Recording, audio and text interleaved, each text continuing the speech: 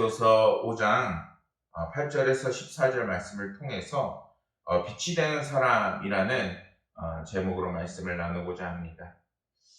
제가 이제 얼마 전에 영성수련회를 갔다 왔는데 거기에는 이제는 목사가 될 전도사님들이 다 같이 모여 있었습니다. 제가 있었던 방은 이제 603호인데 거기에 10명이서 같이 취침을 할 수 있는 상황이었습니다. 그런데 이 방이 생각보다 넓기도 하면서 10명이서 자기에는 좀 좁은 겁니다. 그런데 요즘에 우리가 이렇게 수련회나 이런 데 가면은 어디에 먼저 자리를 잡죠? 바로 콘센트 옆에 자리를 잡는 겁니다. 그때 이제 콘센트 옆에 자리를 이렇게 딱 먼저 그 옆에 자리를 눕게 되면은 이상하게 10명이 누울 자리가 안 되는 겁니다. 거기 있는 사람들이 다 전도사고 그리고 이제 다 목회자가 될 건데 콘센트 옆에 딱 자리를 잡으니까 한 3명인가? 이제 누울 자리가 없는 겁니다. 그러면은 이 사람들이 서로 비켜주고 양보하고 이래야 되는데 서로 가만히 있는 겁니다. 그러니까 저도 마음이 힘든 거예요. 왜냐면 저도 그중 한 명이었거든요. 그러니까 이렇게 가만히 있는데 3명이 더 들어왔네? 엄밀히 말해서는 3명이 빨리 자리를 잡았어야 되는데 자리를 못 잡은 상황인 겁니다. 그러니까 나머지 7명의 사람들이 그 3명의 사람들이 같이 취침할 수 있도록 자리를 이제 같이 만들어야 되는 상황인 거죠. 그래서 이제 자리를 만들어야 되는데 다들 눈치만 이렇게 보고 있는 겁니다. 그러다가 한 사람이 탁 일어서더니 이제는 자리를 막 정돈을 하는 겁니다. 좀만 옆으로 가주세요. 좀 더 이렇게 자리를 만듭시다. 우리 다 같이 자야 되니까. 그러니까 10명이 탁 누우니까 그 방이 완전히 꽉 차게 되는 겁니다. 근데 너무나도 감사했던 것은 그 한 사람이 움직이니까 나머지 10명이 조금 이제 좁은 느낌이 있지만 그래도 이제 코로나 상황이니까 다 다닥다닥 붙지는 않고 이제 다 10명이 편안하게 잘 수 있을 만큼 된 겁니다. 이렇게 가만히 보면서 그렇지 저 사람처럼 미리 솔선수범하고 또 양보하고 그리고 그것이 하나님께서 기뻐하시는 일이지 라는 생각을 하게 되는 겁니다. 오늘 함께 나눌 말씀에서도 하나님께서는 우리에게 착함과 의로움과 진실함을 보이라 말씀합니다. 왜냐하면 우리가 그리스도의 자녀이기 때문인 것입니다. 고마운 고말이라는 이제 신문 기사가 있습니다. 이 글을 보면은 주변에서 조금만 관심을 기울이면 고말이라는 작은 식물이 있다는 것입니다. 고마리는 여름 끝날 무렵에 8월 말에 9월 중순에 흰색과 분홍색의 예쁜 작은 꽃으로 피어나게 됩니다. 이 꽃은 손톱보다 작고 줄기가 2가지밖에 안 되지만 밑에 뿌리는 자기 몸집의 서너 배는 굉장히 뿌리가 깊은 식물입니다. 이렇게 잘 발달된 뿌리로 이제 더러운 것들을 정화하는데 오염된 물질인 질소와 인을 영양분으로 흡수하고 이제는 고말이 군락에 있는 오염물질이 줄어들어 차츰 맑은 물로 변하게 하는 식물이라는 것입니다. 이런 고마운 고말이 뛰어난 정화 능력은 축산 폐수도 깨끗한 물로 정화할 정도로 때로는 고말이 군락으로 인해서 윗물보다 아랫물이 더 맑은 경우도 있다는 것입니다. 그래서 이 고마리는 주로 논둑이나 개울가, 습지, 시커먼 도랑 그리고 주변에서 볼 수 있는 보통 도시에는 하수구, 시궁창 같은 지저분한 곳에서 자란다는 것입니다. 놀라운 정화 능력을 갖춘 이 고마운 식물 고마리의 그 이름에도 이제는 걸맞게 고마운 고마리라고 불러야 한다는 그 글이었습니다.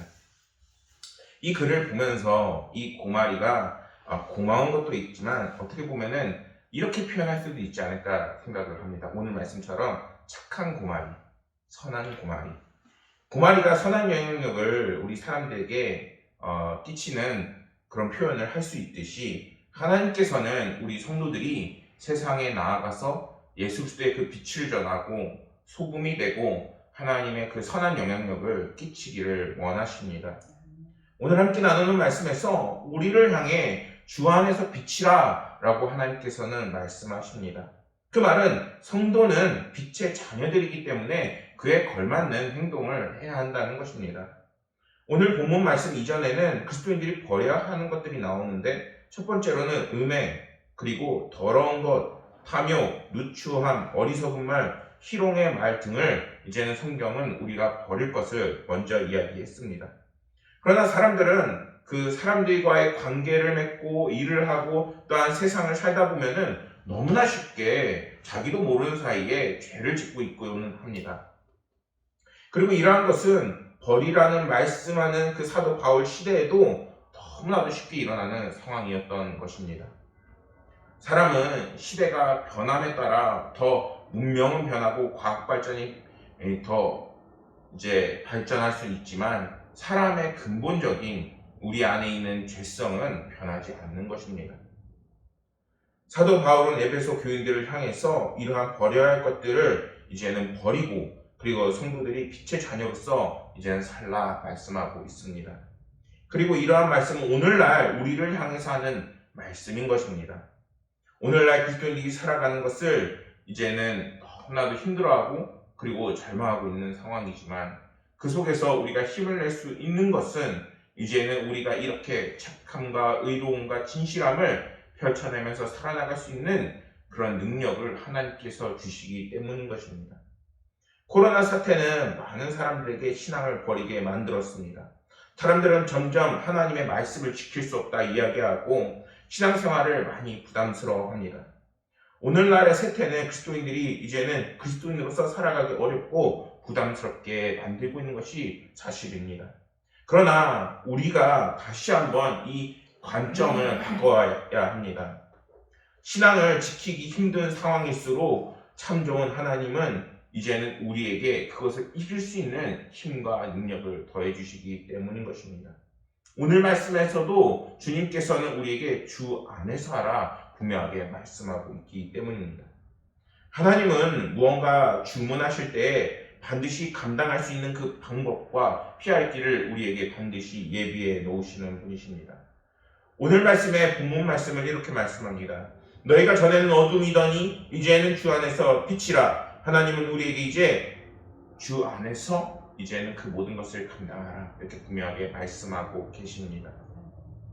이것은 이제는 그 빛이 어둠과 대칭을 이루며 그리고 그 빛을 아는 자들이 이제는 성도들이 되었다는 것입니다.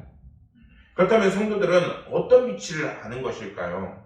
그것은 바로 예수 그리스도입니다. 주님은 온전한 선하심으로 우리를 위해 생명을 버리시면서까지 우리를 구원하시고 이제는 하나님의 나라를 바라보며 살아나갈 수 있는 소망의 삶을 우리에게 주셨습니다.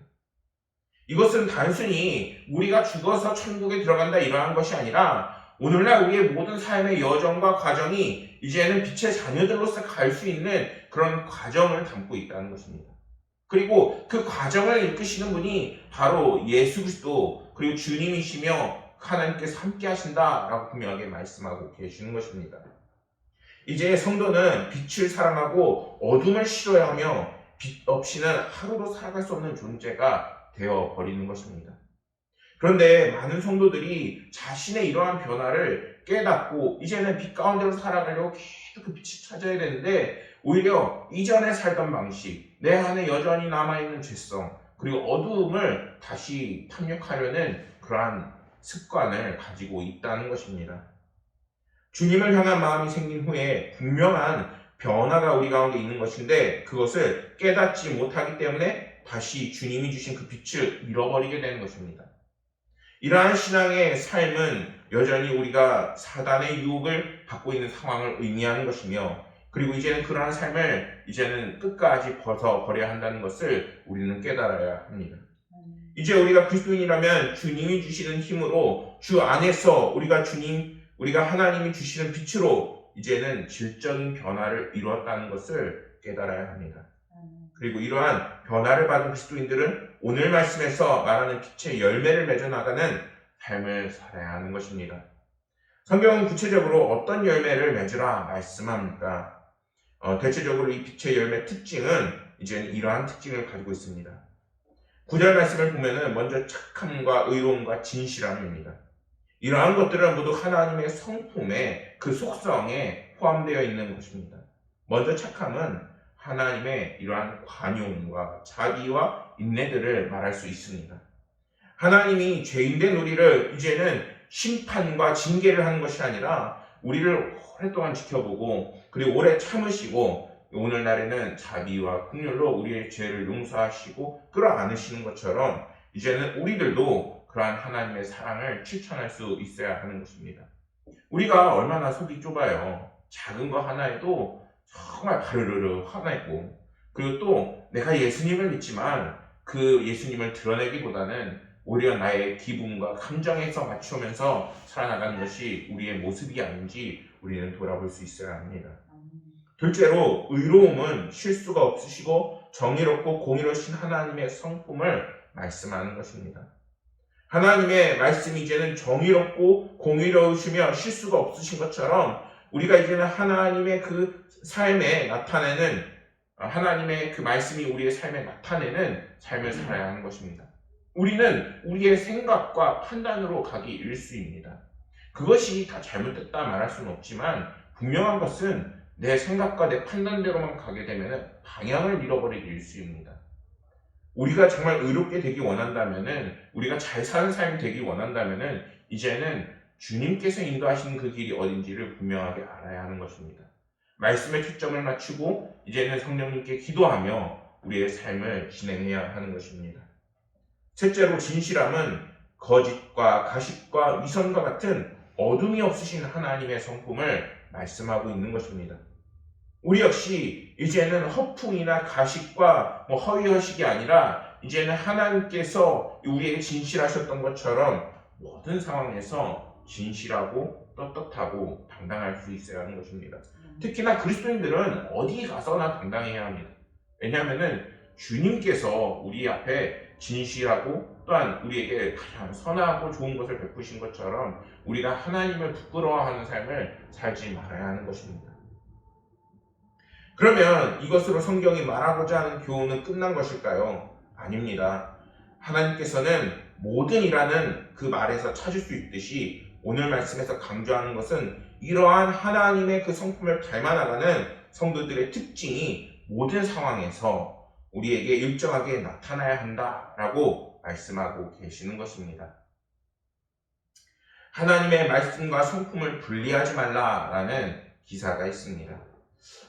이 기사는 창세기 3장 1절의 말씀으로 시작을 하는데 제가 그 말씀을 읽으면은 그런데 뱀은 여호와 하나님이 지으신 들 짐승 중에 가장 강교하니라. 뱀이 여자에게 물어 이르되 하나님이 참으로 너희에게 동산 모든 나무의 열매를 먹지 말라 하시더냐. 이렇게 말씀을 전하고 있습니다. 그리고 그 밑에 글을 줬는데 뱀의 유혹에 하와는 하나님의 말씀을 어기고 금단의 열매를 따라 먹습니다. 뱀의 말의 핵심은 하나님은 너의 자유를 제한하시는 분이시다 라는 그러한 분위기를 풍깁니다. 모든 죄는 하나님의 말씀과 하나님의 성품을 분리하는 생각으로부터 시작합니다. 내가 이해하기 어려운 말씀에서 우리는 자신이 원하는 대로 하나님의 말씀을 오해하기도 하고 곡해하기도 합니다. 그러나 하나님의 성품과 말씀이 분리되지 않으면 나를 사랑하시는 그분이 내게 말씀하신 것이기 때문에 이해되지 않아도 신뢰할 수 있게 되는 것입니다. 하나님의 말씀 속에 우리는 하나님의 성품을 묵상해야 합니다. 그것이 의심될 때마다 예수 그리스도의 그 십자가를 바라보십시오. 나를 위해 자신의 목숨을 버리신 그분의 사랑이 선명하게 우리를 비춰주고 있습니다. 모든 죄의 시작은 그분의 성품과 그분의 말씀이 분리되는 것에서 시작을 합니다. 라고 글은 적고 있습니다. 이 글에 읽으면서 전적으로 동의가 되는 겁니다. 우리가 분명히 예배를 드렸는데 집에 돌아가서도 그 말씀을 따라 살지 못하는 그 모습을 보면서 정말 내가 하나님의 말씀을 지켰더라면 이러한 후회가 들기 일쑤인 것입니다. 이제는 우리의 삶에서 하나님의 말씀이 따로 떨어지는 것이 아니라 하나님의 말씀이 우리를 통치하시고 인도하시는 삶이 되어야 하는 것입니다. 또한 이제는 그 말씀을 넘어 이제는 기도를 하고 성령이 이끄시는 삶이 될 때에 하나님께서는 놀라운 역사를 우리의 삶 가운데에 펼쳐지게 되는 것입니다. 여러분, 우리 하나님은 선하심과 의로우심과 진실하심은 언제나 우리를 향해 있고 이제는 우리 역시 그러한 것을 드러내는 이제는 하나님의 청지기가 되어야 하는 것입니다. 그리고 그러하심의 사랑은 이제는 오늘이나 영원토록 동일하다고 성경은 말씀하고 있습니다. 하나님께서 오늘날 우리도 주님을 따라 힘들 때나 슬플 때나 고난을 만날 때 이제는 환난이 있을 때에도 주님 안에서 주님을 닮아나가는 빛의 자녀로 살아나가라 분명하게 말씀하고 계십니다. 14절 말씀을 보겠습니다. 그러므로 이르기를 잠자는 자여 깨어서 죽은 자들 가운데서 일어나라 그리스도께서 너에게 비추시리라 하셨느니라. 하나님께서 오늘날 잠자는 성도들이여 일어나라 깨어나라 너희가 빛의 자녀다 라고 분명하게 말씀하고 계십니다. 단순히 오늘 말씀에서는 물론 하나님의 성품이 처음에 나왔지만 단순히 그것을 지켜라 행하라 이렇게 말씀하고 계신 것이 아닌 것입니다. 먼저는 그 너희가 주 안에 있고 주 안에서 주시는 그 힘과 능력을 받아서 그리고 또한 하나님께서 너희에게 이것을 영원토록 보여주시고 계시는데 너희들도 그러한 성품을 닮아나가라고 말씀하고 계신 것입니다. 요한계시록 말씀처럼 차지도 덥지도 아니하던 주님으로부터 이래서 토해내 침받음을 받던 교회가 있습니다. 바로 라오디게아 교회입니다. 이제는 우리가 그러한 신앙을 버리고 주 안에서 빛의 자녀라는 확고한 의식을 가지고 살라고 분명하게 지금 성경은 말씀하고 있는 것입니다. 우리가 주 안에서 빛의 자녀이며 우리 안에 이미 주님이 계셔서 이제 그 빛이 이제는 세상에 드러내고 우리가 그러한 역할을 하는 인생을 살아나가기를 소망합니다.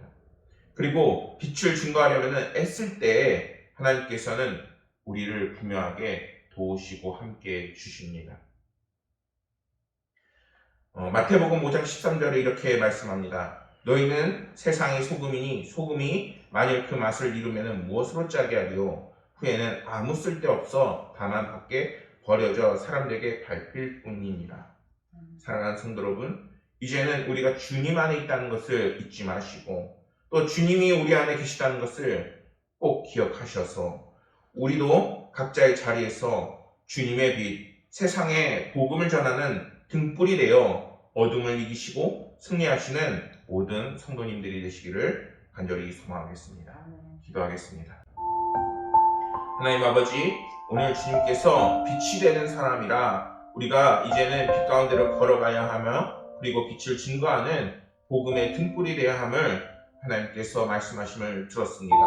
아버지 하나님께서 이제는 저희들의 삶에 부족한 부분을 채워주옵시고 또한 우리의 믿음을 지켜주옵시고 우리의 삶을 인도하셔서 이제는 주님께서 기뻐하시는 삶 그리고 주님께 영광이 되는 삶이 되게 하여 주시옵소서.